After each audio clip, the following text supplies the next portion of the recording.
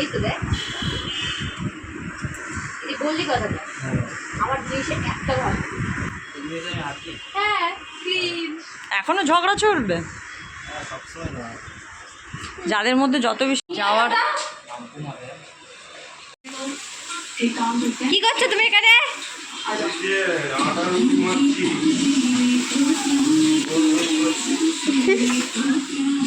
আর তুমি দুজন কাজ করছে।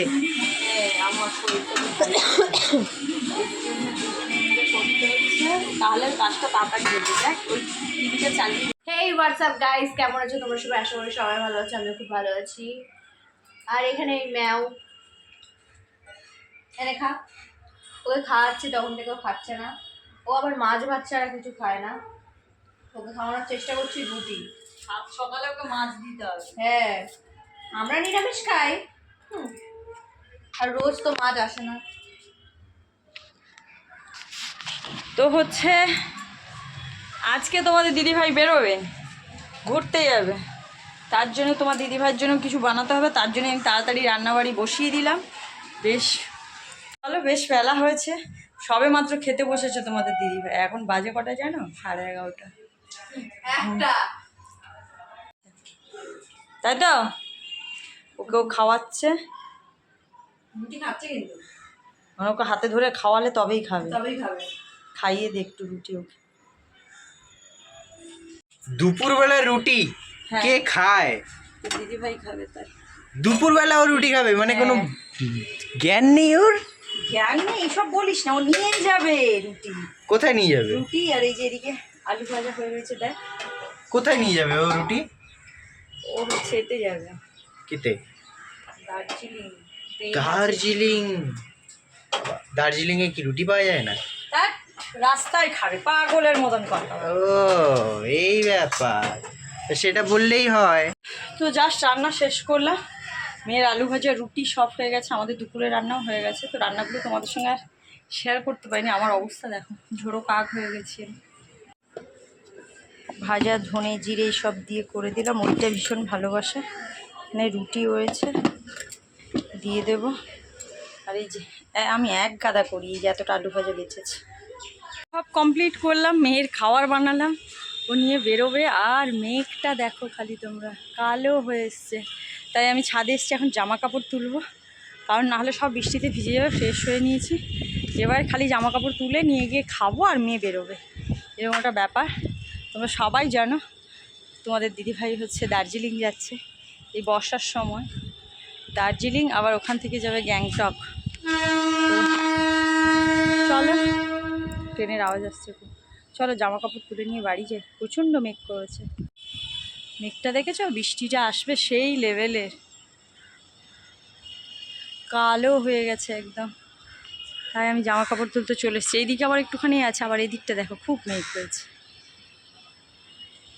প্রচণ্ড মেঘ হয়েছে, প্রচণ্ড বৃষ্টি নামলো বলে।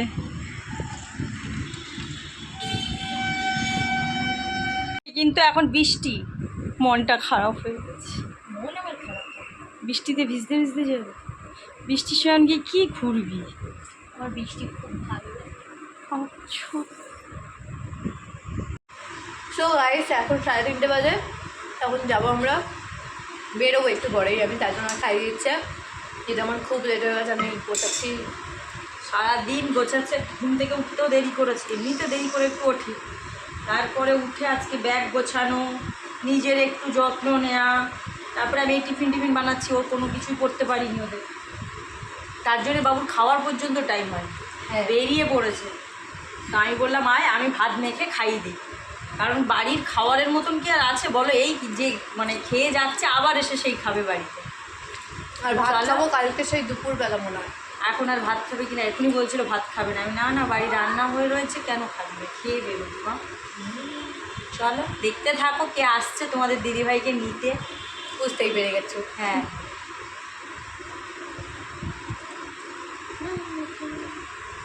চুল বেঁধে দিচ্ছে আমার মাম্মিজি। যেহেতু বাসে অনেকক্ষণ থাকে তো মাথায় খুব চাপ পড়ে পেছনে যখন হেলান দিতে যায়, তার জন্য এই বিনুনিটা করে থাকলে বেশ কোনো খোলে চুলের না। আর কোনো সমস্যা হবে না, আর মুখে বারবার চুল এসে পড়বে না। হ্যাঁ, ঘুরতে যাচ্ছি, আমি তো ভীষণ খুশি। ঘুরতে যাচ্ছি। কিন্তু এখনো সবাই লেট, তাই তো? সবাই বেরিয়েছে? না না, পার্থই বেরিয়েছে। তোর তো ঘরের সামনে চলে যাবে টুনটুন করে। কোথায় যাবি তোরা? এখন ভ্রমণ করে যাবি? হ্যাঁ, প্ল্যানেট থেকে আমাদের বাস। এখনো ব্যাগ গোছানো চলছে। আই দেখো, এই তো দেখ, এই বললি কথা দেখ, আমার জিনিসে একটা ভালো। হ্যাঁ, ক্লিন। এখনো ঝগড়া চলবে।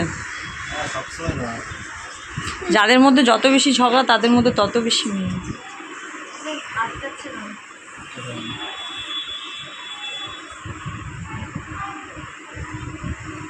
যাওয়ার কি বলো আর একবার? মারপিট করে যাচ্ছে। নিয়ে আয়, ওটা দেরি হয়ে যাচ্ছে, নাটক করছো ওখানটায়। দুপুরবেলার অবস্থা দেখো, ওদিকে বই পড়তে পড়তে বইয়ের ব্যাগ তোলা হয়নি, ঘুমিয়ে পড়েছে। এটাই হচ্ছে রোজকার দিন ওর চলে এরকম। কার কার বাড়িতে এরকম বাচ্চা আছে বলবে তো? ফোন দেখার সময় ঘুম আসে না, কিন্তু বই নিয়ে বসতে না বসতে ঘুম চলে আসে, এর আসে। আমাদের দিদিভাই বেরিয়ে যাওয়ার কিছুক্ষণ পর আবার বৃষ্টি নেমেছে। জানি না সব ঠিকঠাকভাবে তোমাদের দিদি পেলো কি না। বৃষ্টি তো সারাদিন চলছে, দেখলে জামা কাপড় না মেলতে মেলতে বৃষ্টি চলে আসলো। এই বৃষ্টি হচ্ছে আমাদের এখানে এইরকম। আমাদের এখানে বলে কথা না, বর্ষার সময়টা না এইরকমই চলে। সারাদিন বৃষ্টি, মেঘ হয়ে রয়েছে, জামা কাপড় শুকাচ্ছে না। আর দেখো তোমাদের দিদিভাই বেরিয়ে গেছে, আর এখানে হচ্ছে কখনো মেঘ করছে, কখনো বৃষ্টি আসছে, কখনো রোদ্দুর বেরোচ্ছে, এরকমটা হচ্ছে। তো জামা কাপড়গুলো কাচা হয়ে সব ছিল দুপুরবেলা স্নান করার পরে, তো সেগুলোই এখন মেলতে চলে এসেছি। ভালো একটু রোদ্দুর বেরিয়েছে, তারপর আবার কখন যে বৃষ্টি নামবে তার নেই ঠিক। সারাদিন তো এটাই এখন করতে হয়, বর্ষাকালের কাজ মনে অনেক কাজ, কারণ সারাদিন এই জামা কাপড় মেলো তোলো এই কাজ থাকে খালি সারাটা দিন। কি করব বলো তো? কারণ হচ্ছে বৃষ্টির মধ্যে না ঘরের মধ্যে প্যান্ডেল খাঙাতে দেয় না, বাইরে জামা কাপড় শোকানোও যায় না ঠিকঠাক। আর আমারও ভালো লাগে না সারা ঘর প্যান্ডেল করে রাখতে, কিন্তু এই বর্ষার সময় জামা কাপড় শোকানোর প্রচণ্ড প্রবলেম আমার বাড়িতে, কারণ সেরকম কোনো বারান্দা নেই যেখানে জামা কাপড় শোকাবো। তো যাই হোক, চলো জামা কাপড়, সব জামা কাপড় তুলে নিয়ে এসেছি, এগুলো এখন সব ভাঁজ হবে। দিদিভাই তো বেরিয়ে গেল দেখলাম, একটু ঘুমাচ্ছিলাম, এখন ঘুম থেকে উঠলাম জাস্ট। চলো জামা কাপড়গুলো ভাঁজ করে নিই, ঘরটা আমার ফাঁকা ফাঁকা লাগছে, যদিও সারাদিন কাজের মধ্যে বাইরে থাকি, কিন্তু সন্ধ্যেবেলা তো মেয়েটা আমার ঘরে থাকে। যাই হোক, ঘুরে আসুক, ওর তো ভীষণ এক্সাইটেড, তোমরা দেখলে। যাওয়ার সময়তেও একটুখানি রাগারাগি কী নিয়ে করলো পার্থর সঙ্গে। চলো আমি জামা কাপড়গুলো ভাঁজ করে নিই। তো রাতে রান্না বসিয়ে দিয়েছি, দেখো এদিকে রুটি তরকারি হবে, কুমড়ো সব সবজি দিয়ে আলু দিয়ে, তার জন্যই তরকারিটা বসিয়েছি। আর আগের দিন হচ্ছে কালকে হচ্ছে মাছের মাথাটা রান্না করব, তার জন্য আমি একটু ভেজে ফ্রিজে রেখে দিলাম, তো কাজটাও কিছুটা এগিয়ে গেল। তো তোমাদের দিদিভাই বেরিয়ে গেল, কটা নাগাদ বেরোলো? 3:30 4টে এরকম হবে, তখন বেরিয়ে গেল। তারপরে হচ্ছে আমি বাড়ির যা যা কাজ ছিল করলাম, তোমাদেরকে কিছু কম বেশি দেখিয়েছি। এখন রাতে রুটি করলাম, সকালের কটায় রুটি ছিল, সকালে বলতে দুপুরবেলা যে তোমাদের বাবাই ফোনটা একটুখানি অফ কর।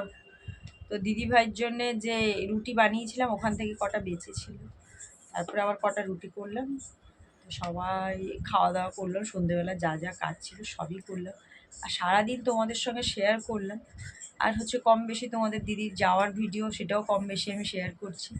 তো চলো, তার সব মিলিয়ে মিশে ব্লগটা কেমন লাগলো তোমরা সবাই জানাবে। আর হচ্ছে ব্লগটা এখানেই শেষ করছি। সবাই সুস্থ থেকো, ভালো থেকো, সাবধানে থেকো। দেখা হবে খুব শীঘ্রই নেক্সট একটা ব্লগে।